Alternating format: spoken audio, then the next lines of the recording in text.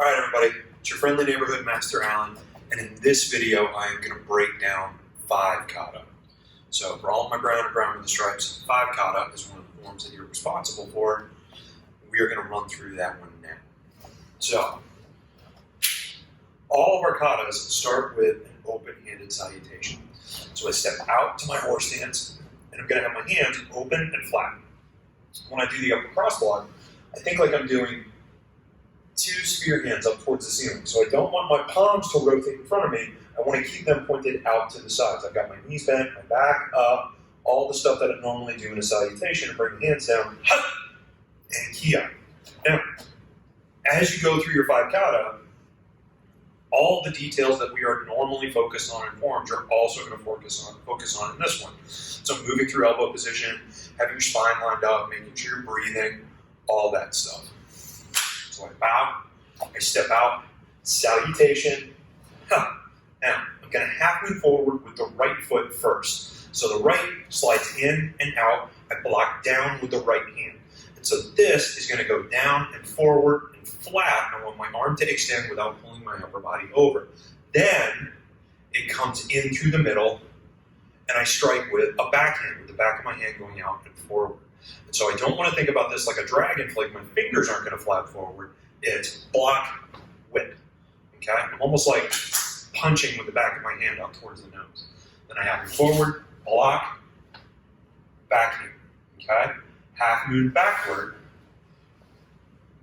into a ridge hand block, a little bit like one block out of the 8-point blocking system, except with a ridge hand, and then spear hand poke out to the neck. And so with the ridge hand block, I've got my thumb across. That's a really important detail, is making sure I have a good shape on my hand. And then I flatten the hand out as the spear hand poke goes out and forward. Then I half moon back again, block with the left hand now, and spear hand poke with the left hand. So let's run through this again really quickly. This is the beginning section of the form. I bow, step out, hands are open in elbow position, upward salutation, hands come down, kia. Half move forward with the right hand first, the right foot first, and then the right hand blocks first, backhand. Half move forward, block, backhand. You'll notice when I do the strikes, my body sort of whips out and retracts back. That's an energy we're going to use a lot in this form. Half move back, ridge hand, spear hand poke, half move back, ridge hand, spear hand poke. Run that one a couple of times before you add the next piece of Five Kata. All right, for the next section of Five Kata, we're going to change our direction. So I have my bow and salutation. I half move forward with the right foot, block, backhand, half move forward with the left, block, backhand, and I'm going to come backwards. My right hand does a ridge hand block to a spear hand poke, backwards, ridge hand block, spear hand poke. Now, my footwork for this next section, my left foot is going to slide through to get me to a side horse stance. And so I go from a left foot forward half moon stance to a side horse stance, or you can kind of think about this as being a front horse stance for what we're going to be doing next.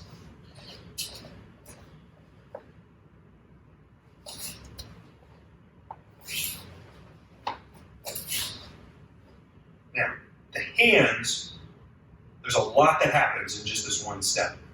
My right hand is going to come over the top of the left, and I circle as I step to my front horse stance. And I'm going to bring my hands over the top and down. You'll notice the hands are stacked, flat. My elbows are out a little bit, but my back doesn't round. I want my body to be able to have this block come down. So, from this spear hand poke, I did my ridge hand block, I did the spear hand poke. I come over the top, circle, down, and then I'm going to circle back up. My arms come up, around, and then through elbow position, I'm going to do a spear hand poke to the neck with my right hand and the inguinal crease with my left. And I want to make sure as these go out, my back stays up straight. I don't want to round out in the back.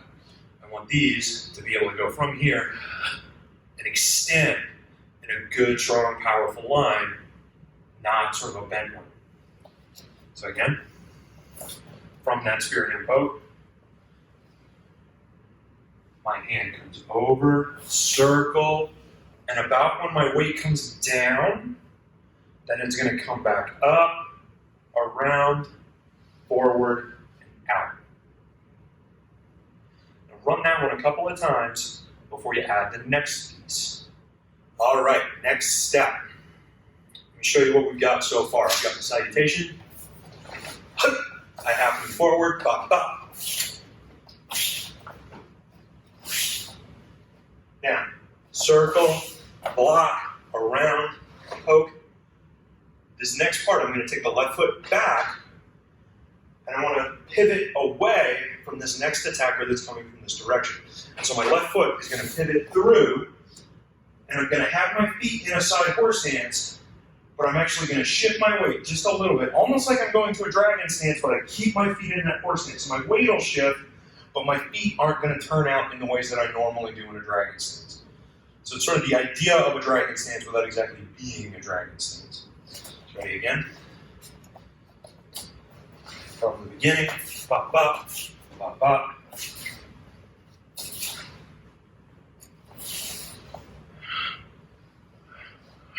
All right, so as this comes in, I'm going to pivot away, and at the same time, my right hand is going to do a 7 block across as my weight comes back.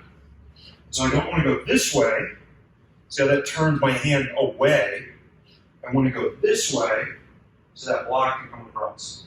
So in a horse stance, as the block comes down and across, my weight shifts. So the transition, I was here, I've got my right hand high, I've got my left hand low. The right hand is going to move across, around and back. And you can imagine some type of linear attack coming from this direction, and I'm going to block it away, and then my hand comes through elbow position and rotates out to do a back to knuckle punch on that line. And my weight shifts back. Now I'm in sort of that same idea of a dragon stance, going in this direction instead of this direction, and punching out.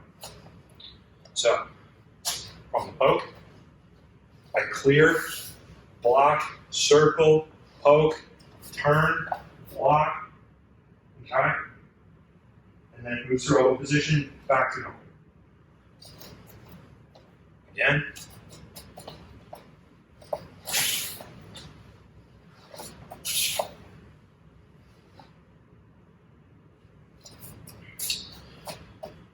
So run this section a couple of times. The body movement can be pretty difficult. So I don't want to go, as I shift back, I don't want to go this way and block because I can't get my arm over there.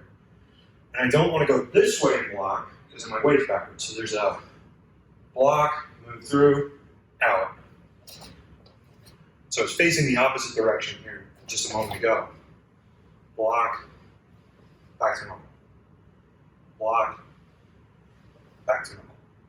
And that little shape that your body moves through, it takes some getting used to. You find it, but it takes practice. Work on that, and we'll get to the next part in just a moment. Next piece. So, we start from front position. Bow, step out, boom.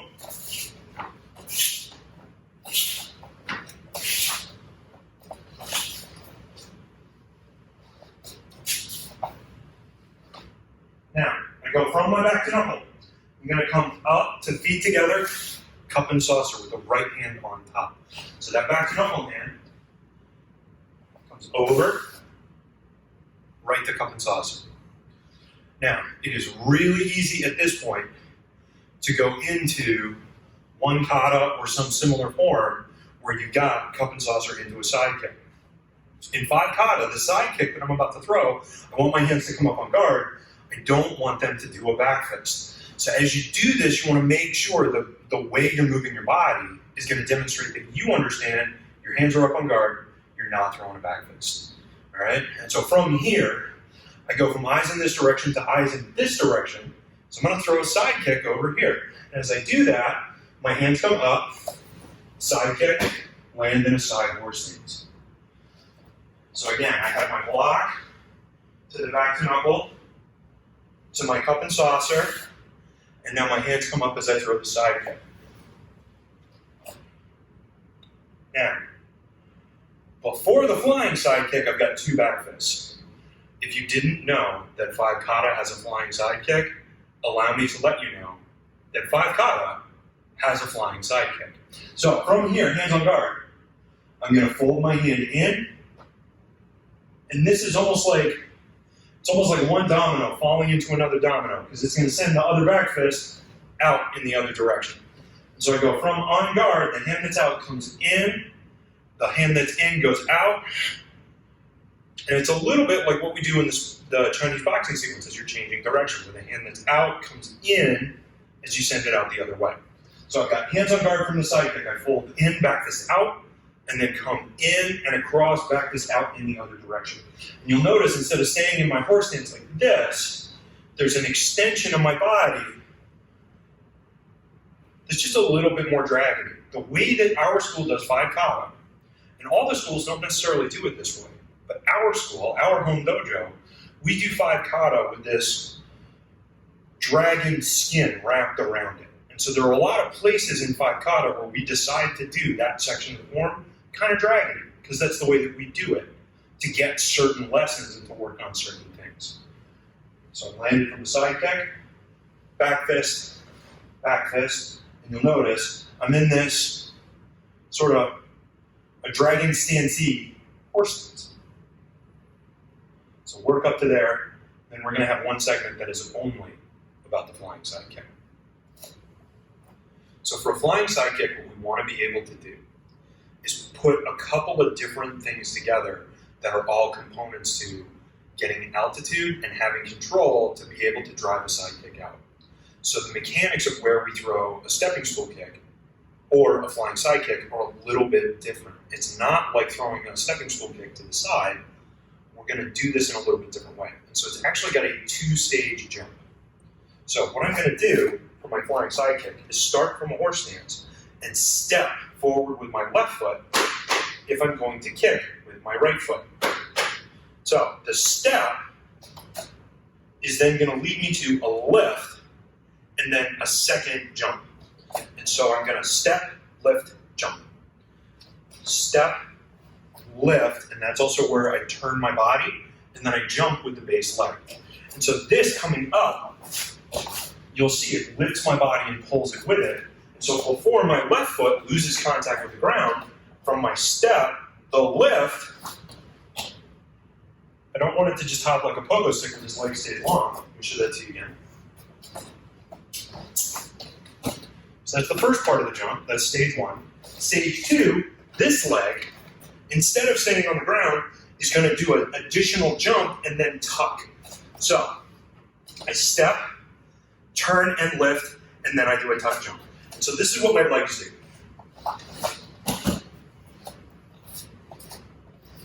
So I'm going to keep my hands in elbow position for now, make it easier to follow along. Got it?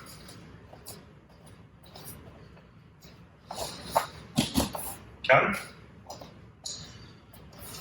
Until you got comfortable with the tuck jump, don't start trying to throw the kick itself.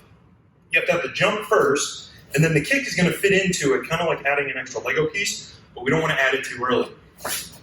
So I'm going to step, tuck and turn, do that tuck jump, and as that tuck is coming up, as my left foot is popping up, my right foot pops out. Now for the side blade kick, or for the flying side kick, we want to throw a side blade kick out, not a side thrust kick. So your foot is actually going to kind of swoop out and up, a little bit like a cross-hand knife hand, except with your foot. All right, so step, turn, tuck, and as the tuck happens, the kick goes out. I'm going to keep my hands in here for right now, make it easier to follow along with what my legs are doing.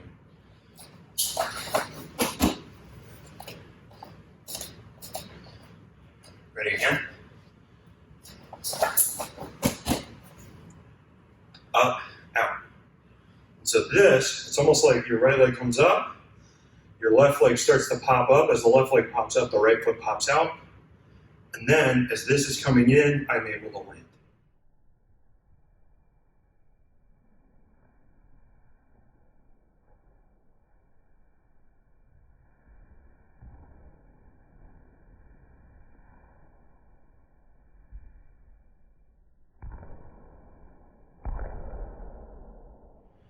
So now we take that flying side kick and stitch it in with the form. So bow, open hands for the salutation. Forward, bow.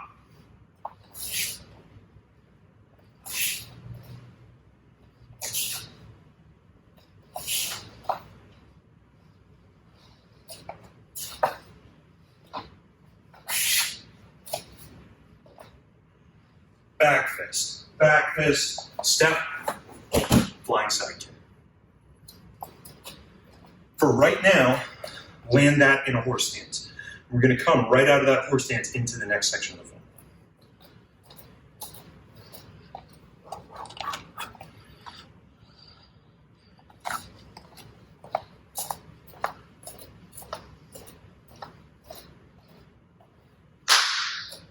Next step. So, we've landed the side kick. We are in a horse stance. We do back fist, and then we're going to step, flying side kick, land, and from here, I'm going to tuck into my side crane stance. So this foot's going to stay right here. The left foot's going to flamingo up. My left hand goes up on the outside. The right hand comes in on the inside. Whoop. And backwards. The right hand is going to go out on the outside. It comes up. The left hand comes down, and I'm in my side crane stance. From the side crane stance, I'm going to land in a half moon stance. The left hand circles into a palm block across. Now, as this circle happens, you'll see I go from here, the hand comes around and across. I want to make sure I'm not curling up. I want to keep a good shape to my frame. Anytime we're closing the front of our body too much, we lose a lot of power. Plus, it makes it hard to breathe. So I go from my side crane stance, whoop, land, palm block across. As that palm block comes across, I'm also going to do a spear hand poke out towards the throat. So the left hand, its job was this. All right, so we landed the flying side kick. And now I'm going to go into the side crane stance. Lefty's job, down, around, block. Righty's job, up, around, poke. You put them together and landed the side kick, block, around, poke. Now I'm going to pull back to a cat stance. My right hand's going to come back to elbow position. My left hand is going to cover down. So you can think about this as a block.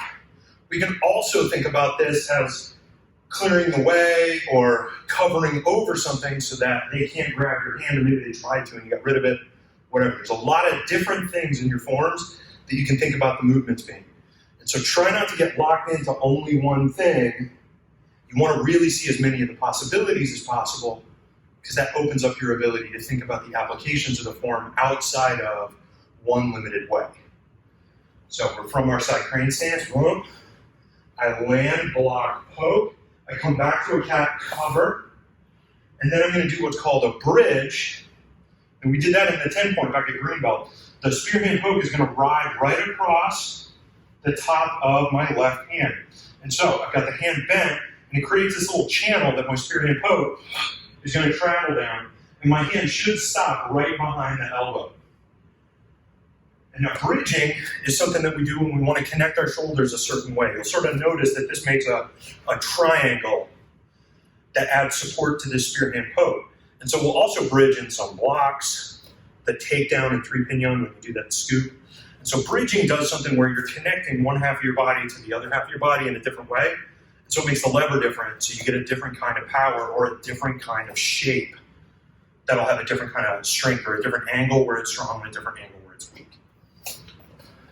I land my flying side kick. I come up to the side crane stance. I land back down in that half moon. The palm block goes across. The spear hand hook goes out. I pull back to the cat stance and cover with the left. I bridge with the left. The spear hand hook with the right goes out. And that should be about throat height. Now, I'm going to do a 4-finger flick with the left hand. So it's pinky, ring finger, middle finger, pointer finger. And then the right, pinky, ring, middle, pointer. Right hands up on guard, front ball kick to the solar plexus. Land in a half moon stance. And we're closing in on the end of the form, so let's do this one again. So I do my flying side kick. Land in a side crane stance. Half moon. Block. Poke. Calf. Cover. Bridge. Poke. Four-finger flick. Four-finger flick. Hands come up on guard as I'm throwing the front ball kick. Land in a half moon stance. Right leg forward. Pointed square to the back wall.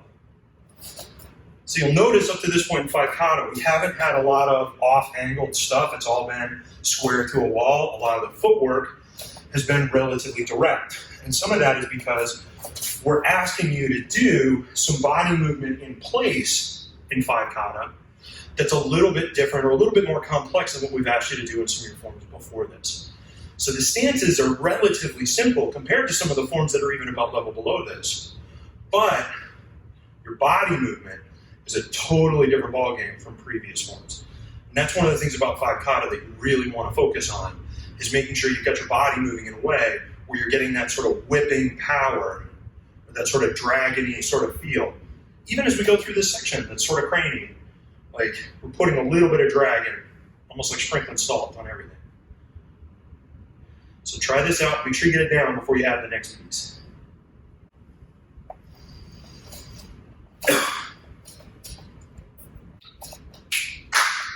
Five Kata, almost done. So, what we've done so far, let's do it from the cup and saucer. So I do my side kick, I land down, back fist, flying side kick, kaboom, land, side crane, block poke, cat stance cover, bridge poke, four-finger flick, as my hands come up on guard into the front kick. So I want all of this all becomes sort of one string. As soon as I start the four-finger flick, that's basically going to sort of be pulling my legs off the ground and pulling my center through that kick. All happens together. Now from this half moon stance, my left foot is going to pivot to the rear. I'm going to do a V-step where the left foot comes in and I go out to a half moon stance. And now this is going to look familiar because we're going to block, number 2 block, into a back to knuckle about chin height. So I do my 2 block, back to knuckle. So this step is exactly the same as the end of one kata. So I go from my half moon stance after having done a kick, or I'm in a half moon stance pointing toward the back of the room. I just did a front ball kick to the solar plexus with my right leg. And then my left leg is going to V-step, 2 block, back to knuckle. Now make sure the 2 block, my body rotates, so my hand is going to be outside the frame of my body. The back to knuckle needs to go towards the center line. So I don't want the back to knuckle to go this way, over this way, and I don't want it to go over that way. I want it to go straight towards the mirror. Now, this is one of the spots where Five Kata is different from one kata, like all the rest of the form. This little piece, what we just did, that's it. That's what's like one kata. Everything else is its own thing. So, instead of doing the cup and saucer to this side, I'm going to do cup and saucer right here. I'm going to take my attention from this direction, where I just did this back to knuckle punch, towards the back 45-degree angle. So you'll notice this is the first 45 we've had in this one. Block, back to knuckle, cup and saucer, and I'm going to do a rising heel kick with my right leg at that 45-degree angle. Block, back to knuckle, rising heel. And as the leg recovers from the kick, instead of landing down, I'm going to land forward in a half moon stance. So block, back to knuckle to the chin, or chin height, cup and saucer, rising heel kick, and that should go, you think about going to the groin, and then it's going to move through to a half moon stance straight ahead, and I do a spear hand poke at this 45-degree angle. So that's the second time we've had a 45-degree angle in the form, and I'm still going to get this same like dragon stance-ish shape to my body before I come back into my front horse stance and salutation. So let's do it from the side crane. So I've got my side crane stance, I land, block poke, back to the cat, cover, forward to a half moon stance, bridge poke, flick, hands on guard, kick, land, pivot to the rear, 2 block, back to knuckle, cup and saucer, rising heel kick at the 45, swing through, half moon stance square, but spear hand poke at the 45, then recover, salutation, and bow. For most people, Five Kata is the last form they learn at above brown belt. A lot of times it's the last form people learn before going to black belt. And so, from a stances standpoint, there's horse stances, there's half moon stances, and there's a few cat stances, and there's that one crane stance. But from a stance standpoint, it's relatively simplistic. Okay? What makes Five Kata a very advanced form is that the body movement is very advanced. All of the sort of the whipping, flicking motions, if I do those incorrectly, where I'm like locking my arm out or making mistakes that white belts often make, then by practicing this form, I can hurt my body. And so we want to make sure that somebody that's not too advanced doesn't get to practice this too much, because if they do it wrong, then they can do things to their body that are good. But the concept of the way you have to kind of shift and shift back and turn and rotate while you're shifting and all that kind of stuff is very complex. And so that's why this is one of the last things that we give you, because we want to make sure you're ready to be challenged in this way before we do it. Now, once you finish your Five Kata, be really diligent about checking your other forms and making sure that they're still in there. A lot of times, if we dedicate a lot of energy to a form, it's very easy to have a previous form kind of fall through the cracks on us, and all of a sudden we start making mistakes that we thought we corrected, or you'll even like forget sections of it. Okay? The other reason why it becomes very important to practice all the forms separately after you've added one and really work on them all kind of individually is that many of your forms have similar movements to each other. And so it's very easy for one form to turn into another form. And sometimes you can start with one form, it'll morph into a second form, and then that form will morph into a completely different third form, and then you're all messed up. So you have to make sure with your practice, keep them all straight. And something that can be very, very beneficial is take videos of yourself doing the forms, just like I've done to help you guys learn these and the other instructors, so that then you can watch yourself doing the form, and that will both help you remember that form, and you can notice if you're making mistakes, like coming out of your feet or rounding your back or your elbow positions dropping down below your belt, stuff like that. You'll notice and you'll be able to fix it. Good luck with Five Kata. Work hard, and I will see you again soon.